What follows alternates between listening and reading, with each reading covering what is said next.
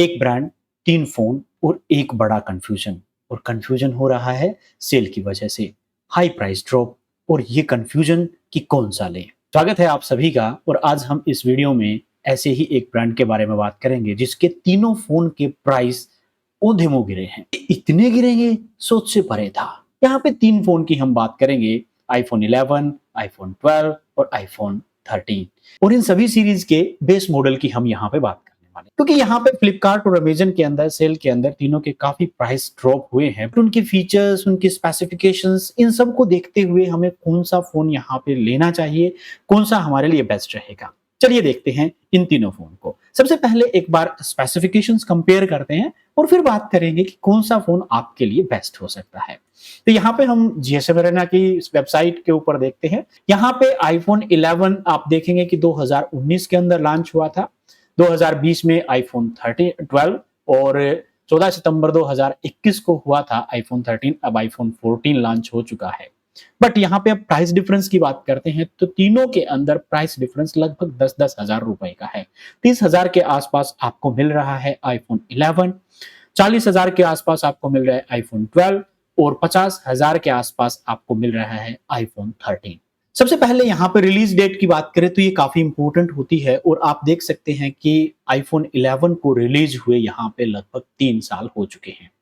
3 साल पुराना मॉडल है बट आईफ़ोन की एक अच्छी बात ये होती है कि इनके अंदर जो ऑपरेटिंग सिस्टम होता है, जो इनका आईओएस है, वो लगभग सभी डिवाइसेस के ऊपर सपोर्ट कर रहा है। अभी iOS 16 इन तीनों ही डिवाइस के ऊपर चलेगा बट लंबे अपडेट्स यहाँ पे आईफ़ोन 13 के अंदर मिलेंगे, उससे 1 साल कम आईफ़ोन 12 ये सीरीज रहती है। डायमेंशंस की बात करते हैं, वेट की बात करें तो लगभग तीनों का वेट भी एक जैसा है।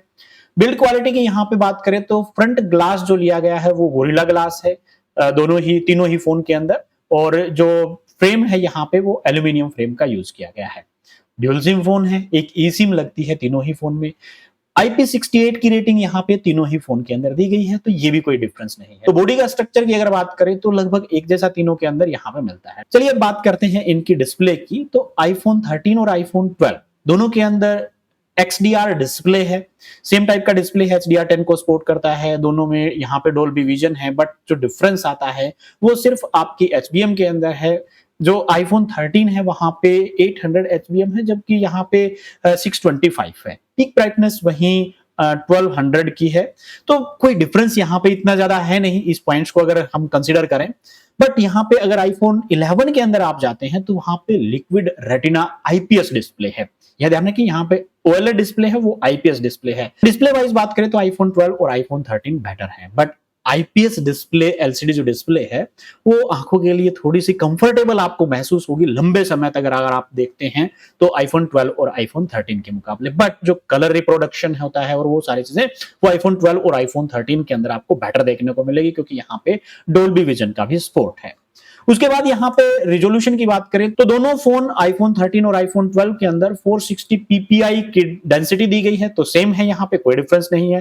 डिफरेंस है तो आईफोन 11 के अंदर वहां पे आपको 326 ppi की डेंसिटी मिलती है तो इसका मतलब वहां पे जो रिजोल्यूशन है वो थोड़ा सा कम है जबकि आईफोन 12 और आईफोन 13 के अंदर सेम टाइप का रिजोल्यूशन। अब स्क्रीन प्रोटेक्शन की बात करें तो स्क्रैच रेजिस्टेंस सिरामिक ग्लास दिया गया है आईफोन 13 के ऊपर और आईफोन 12 के ऊपर ओलियोफोबिक कोटिंग भी यहाँ पे की गई जिसके कारण स्क्रैच वगैरह फिंगरप्रिंट्स यहाँ पे नहीं आते। जबकि आईफोन 11 के अंदर सिंपल स्क्रैच रेजिस्टेंट ग्लास है, यहाँ पे सिरामिक जो ग्लास है वो यहाँ पे देखने को नहीं मिलता। उसका कुछ इफेक्ट जरूर होता है। कौन बगैर स्क्रीन गार्ड के इन फोन को छोड़ता है, सभी लगाते हैं तो उस चीज को तो ढक ही लेते हैं आप। खैर एक डिफरेंस है। अब यहाँ पे बात करते हैं प्लेटफॉर्म यानी कि OS की। तो तीनों ही फोन के अंदर iOS 16 का सपोर्ट आपको मिलेगा बट सपोर्ट जो पहले फोन आया है उसको जल्दी बंद हो जाएगा और जो लास्ट में जितना डिले फोन होगा उसके ऊपर लंबे समय तक सपोर्ट मिलेगा। तो 3 साल आगे तक चलेगा आईफोन 13। अब यहाँ पे जो सबसे बड़ा डिफरेंस इन तीनों फोन के अंदर है जो जिसको हम कंसीडर कर सकते हैं वो है चिप का। जो A13 चिपसेट है वो 7 नैनोमीटर टेक्नोलॉजी के ऊपर बेस्ड है जबकि A14 और 15 दोनों ही 5 नैनोमीटर बेस्ड है तो बैटरी लाइफ वहां पे थोड़ी सी अच्छी मिलती है। जबकि यहाँ पे आईफोन 11 के अंदर आपको इस प्रोसेसर की वजह से थोड़ा सा कम पावरफुल है तो उस वजह से कुछ बैटरी लाइफ कम मिलेगी, थोड़ा सा परफॉर्मेंस भी वहां पे कम होगी। जब हम इसके Antutu बेंचमार्क स्कोर की बात करेंगे तब वहां पे परफॉर्मेंस के बारे में बात करेंगे। किसी के अंदर मेमोरी कार्ड का स्लॉट नहीं है रैम रोम लगभग तीनों के अंदर एक जैसी है, बट जो सबसे इंपॉर्टेंट डिफरेंस आता है यहाँ पे, ये चीज आप ध्यान रखें, आईफोन 13 के अंदर जो बेस मॉडल होता है वो 128 जीबी का है, बाकी इन दोनों फोन के अंदर आपको 64 जीबी का बेस मॉडल मिलेगा। अब कैमरा सेगमेंट की बात करें तो तीनों ही फोन के अंदर 12 मेगापिक्सल के दो लेंस दिए गए हैं, तो तीनों ही फोन के अंदर सेम टाइप के आपको वीडियोस वगैरह देखने को मिलेंगे, बट जो डिफरेंस आता है वो थोड़ा सा डिफरेंस किया गया है आईफोन 13 के अंदर। वहां पे जो सिनेमैटिक मोड है वो दिया गया है, आईफोन 12 के अंदर वो नहीं है, आईफोन 11 के अंदर भी नहीं है। बट यहाँ पे वीडियो रिकॉर्डिंग की बात करें तो जो आईफोन 13 है वहां पे 4K वीडियोस आप 60 फ्रेम पर सेकंड तक रिकॉर्ड कर सकते हैं, HDR डोल्बी विजन का सपोर्ट यहाँ पे आपको देखने को मिलता है, स्टीरियो साउंड की रिकॉर्डिंग कर सकते हैं। सेम टाइप की रिकॉर्डिंग आप आईफोन 12 के अंदर भी कर सकते हैं, जबकि आईफोन 11 के अंदर यहाँ पे रिकॉर्डिंग में थोड़ा सा डिफरेंस आ जाता है, क्योंकि यहाँ पे आप डोल्बी विजन को रिकॉर्ड नहीं कर सकते। तो ये भी एक इंपॉर्टेंट चीज है, अगर आप वीडियो रिकॉर्ड कर रहे हैं तो यहाँ पे वीडियो क्वालिटी जो आईफोन 12 और आईफोन 13 में होगी वो बेटर होगी आईफोन 11 के मुकाबले। अब यहाँ पे बात करते हैं सेल्फी कैमरा की, तो दोनों तीनों ही फोन के अंदर यहाँ पे 12 मेगापिक्सल का कैमरा दिया गया है, तीनों ही HDR को सपोर्ट करते हैं, 4K 60 FPS तक आप रिकॉर्ड कर सकते हैं तीनों ही फोन के अंदर। और साउंड क्वालिटी की बात करें तो तीनों ही फोन के अंदर यहाँ पे स्टीरियो स्पीकर दिए गए हैं, 3.5 mm का ऑडियो जैक किसी के अंदर देखने को नहीं मिलता, ना ही किसी के अंदर USB-C पोर्ट है, वहीं लाइटनिंग पोर्ट है USB 2, तो वो तीनों फोन के अंदर एक जैसी कोई डिफरेंस नहीं है। अब ब्लूटूथ वाईफाई की बात करें तो तीनों ही फोन के अंदर लगभग एक जैसा ही ब्लूटूथ और वाईफाई एक जैसे, वो कोई खास डिफरेंस होगा नहीं, तो उसको यहाँ पे ना ही कंसिडर करें तो ठीक रहेगा। तीनों ही फोन के अंदर फेस आईडी अनलॉक है, बाकी सारे सेंसर भी लगभग एक जैसे हैं।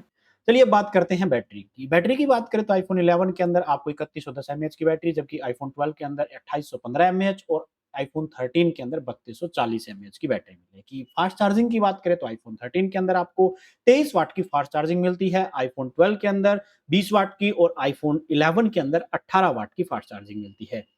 कोई डिफरेंस, ज्यादा सा डिफरेंस आपको नजर आएगा नहीं, बट अगर आईफोन 11 और आईफोन 13 की देखें तो वहां पे डिफरेंस यहाँ पे दिखाई देगा आपको जब आप फोन को चार्ज करते हैं। तीनों ही फोन यहाँ पे वायरलेस चार्जिंग को सपोर्ट करते हैं, जबकि आईफोन 12 और आईफोन 13 क्विक वायरलेस चार्जिंग को सपोर्ट करते हैं 7.5 वाट की। अब ये चीजें थी बैटरी के बारे में। बैटरी थोड़ी सी ज्यादा ऑप्टिमाइज है आईफोन 13 के अंदर, वो डिटेल्स में बात करेंगे, स्पेसिफिकेशंस पहले एक बार देख लेते हैं। अब चलते हैं हम यहाँ पे इसके AnTuTu बेंचमार्क स्कोर के ऊपर।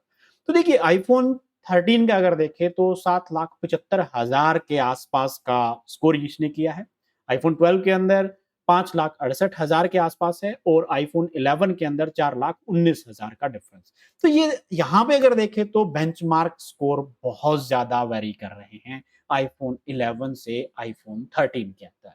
कारण है उसकी बायोनिक चिप पावरफुल होती जा रही हैं जैसे जैसे हम आगे बढ़ रहे हैं। बट ये स्पेसिफिकेशंस कंफ्यूजन दूर नहीं करेंगी, जब इनके बारे में बात करेंगे तो कंफ्यूजन दूर होगा। चलिए बात करते हैं। अब यहाँ पे अगर आप आईफोन के बेस मॉडल की बात करें तो आईफोन 13 के अंदर आपको 128 जीबी का बेस मॉडल मिलता है। आईफोन 12 या आईफोन 11 के अंदर आप बेस मॉडल की बात करें तो उनका प्राइस इंक्रीज हो जाता है, और जो प्राइस डिफरेंस अभी तक 10-10 हजार रुपए का था, अगर आप तीनों फोन को 128 जीबी के अंदर लेके आते हैं तो तीनों ही फोन के अंदर जो डिफरेंस रहेगा वो लगभग 5 से 4 हजार रुपए का डिफरेंस रह जाएगा। आईफोन 11 और आईफोन 12 के अंदर तो प्राइस डिफरेंस सेम टाइप का रहेगा, बट आईफोन 12 और आईफोन 13 के अंदर वहां पे आपको सिर्फ 3 से 4 हजार रुपए का प्राइस डिफरेंस देखने को मिलेगा। तो इसलिए आईफोन 13 बेटर चॉइस हो जाता है आईफोन 12 से। अब यहाँ पे 64 जीबी प्रेजेंट टाइम में सफिशिएंट नहीं है, क्योंकि यहाँ पे 64 जीबी को फिलअप होते टाइम नहीं लगेगा, और दूसरा यहाँ पे कोई कार्ड का स्लॉट नहीं है, और आईफोन से फोटोज इधर उधर करना बड़ा मुश्किल काम होता है। अगर आपके पास नेस है तो फिर डिफरेंट केस हो सकता है। दूसरा एक और डिफरेंस है यहाँ पर डिस्प्ले का। डिस्प्ले आईफोन 12 और आईफोन 13 की बेटर है आईफोन 11 से। और एक और इम्पोर्टेंट चीज, ऑपरेटिंग सिस्टम। लंबे समय तक अपडेट्स मिलेगी आईफोन 13 के ऊपर, आईफोन 11 से ज्यादा मिलेंगी आईफोन 12 पे, और आईफोन 12 से मिलती है आईफोन 13 के। एक इसके अलावा एक और डिफरेंस जिसको हम कंसिडर कर सकते हैं वो है बैटरी लाइफ। इन तीनों ही फ़ोन में आईफ़ोन 12 की जो बैटरी लाइफ़ है वो सबसे खराब है। आईफ़ोन 11 की अच्छी बैटरी लाइफ़ है, आईफ़ोन 13 की भी अच्छी बैटरी लाइफ़ है, बट आईफ़ोन 12 वहाँ पे थोड़ा-सा कम रह जाता है। कैमरा में यहाँ पे आईफ़ोन 13 के अंदर सिर्फ़ आपको एक सिनेमैटिक मोड का एक्स्ट्रा ऑप्शन मिलता है, बाकी कोई डिफ़रेंस यहाँ पे इतना ख़ास है नहीं। तो ये कुछ पॉइंट्स थे जिनको हम कंसिडर कर सकते हैं आईफ़ोन चूज करते वक्त इन तीनों फोन में से हमें कौन सा लेना चाहिए। पहली बात, आप एक एंड्रॉइड से आईफोन के अंदर स्विच कर रहे हैं या आप जस्ट एक आपको आईफोन चाहिए, यहाँ पे कोई खास फीचर्स मायने आपके लिए नहीं रखती, नॉर्मल आपका यूज है, कोई खास यूज है नहीं, तो आप आईफोन 11 यहाँ पे ले सकते हैं। बट मैं यहाँ पे आपको अभी भी इस टाइम के ऊपर भी आईफोन 11 को रेकमेंड नहीं करूंगा, क्योंकि वहां पे अपडेट्स और जो नई फीचर्स हैं, जो चिप है प्रेजेंट टाइम में, वो आईफोन 12 के मुकाबले काफी सारे फीचर्स कम रह जाती हैं।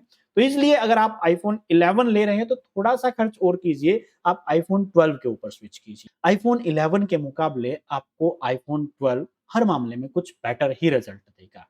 वीडियो क्वालिटी की बात करें तो आईफोन 12 के अंदर आप एचडी डोल्बी विजन का सपोर्ट आपको मिल जाता है, डिस्प्ले अच्छी है, बैटरी लाइफ में इतना ज्यादा डिफरेंस नहीं है, बट फास्ट चार्जिंग थोड़ी सी फास्ट आपको मिल जाती है।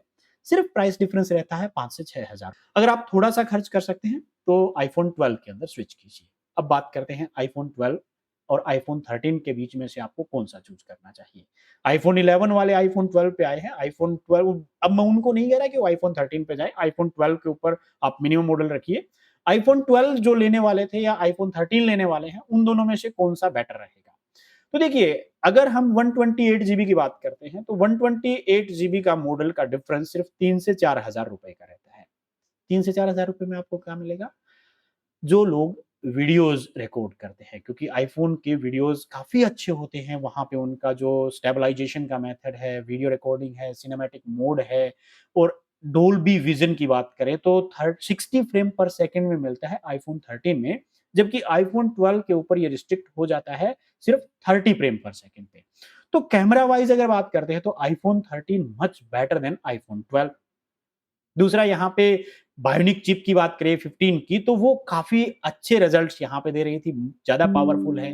बैटरी लाइफ की बात करें तो वो भी उससे ज़्यादा अच्छी है यहाँ पे, क्योंकि वहाँ पे बैटरी लाइफ इतनी ज़्यादा अच्छी नहीं है, उससे काफ़ी छोटी है। और फास्ट चार्जिंग की बात करें तो वो भी उसके मुकाबले थोड़ा-सा अच्छा रिस्पॉन्स यहाँ पे देखने को मिल रहा है। तो सिर्फ 3 से 4 हज़ार रुपए के डिफरेंस के साथ ये सारी चीज़ें आपको एक ओवरऑल पैकेज अच्छा मिल रहा है। दूसरी बात, यहाँ पे आईओएस अपडेट्स की बात करें तो वो लंबे समय तक मिलेंगे आईफोन 13 में।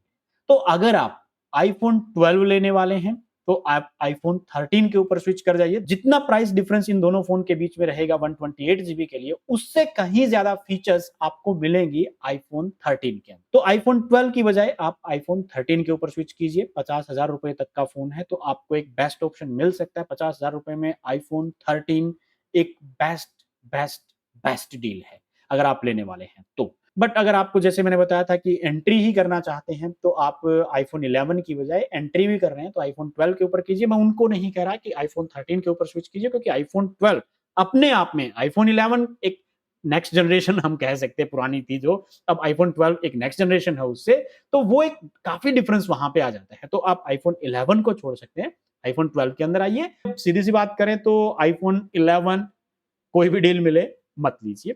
तो आईफोन 11 30,000 के आसपास, और 128 जीबी की बात करते हैं तो कुछ हायर प्राइस, लगभग इसका 40,000 के आसपास हो जाता है।